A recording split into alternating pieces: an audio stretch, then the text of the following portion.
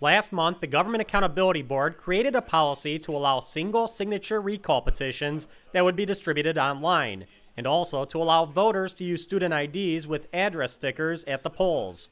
The Joint Committee on Review of Administrative Rules was concerned these policies were actually rules that had bypassed the agency's rulemaking process and would also be exempt from the legislature's oversight of agency rules.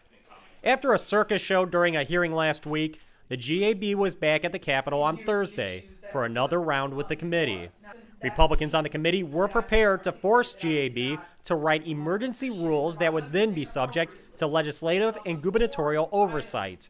But GAB Executive Director Kevin Kennedy told the committee he recommended the board drop the changes. That would be my proposal, rather than the committee direct us to do that emergency rule.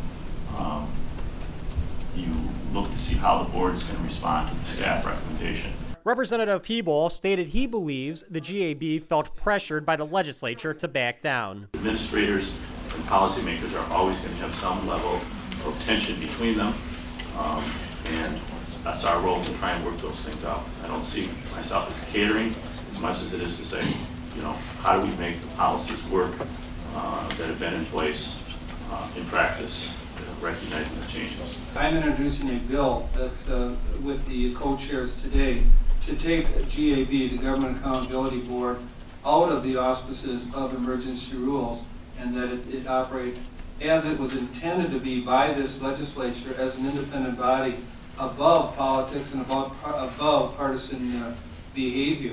What's going on here today is the Joint Committee for the Review of Administrative Rules is having a hearing which was scheduled as an executive session, but we are holding back on that facet of our hearing this morning. But what we're doing is clearly within the bounds of our responsibility to express legislative oversight of state agencies. And just because certain committee members don't agree with what the majority on the committee would like to do, it doesn't mean that's partisan, but if you agree with us, it's nonpartisan. We're well within our responsibilities, and we, quite frankly, would not be carrying out our responsibilities if we didn't express our oversight of state agencies. The GAB board will meet on November 9th to consider dropping its recent changes as proposed by Kevin Kennedy.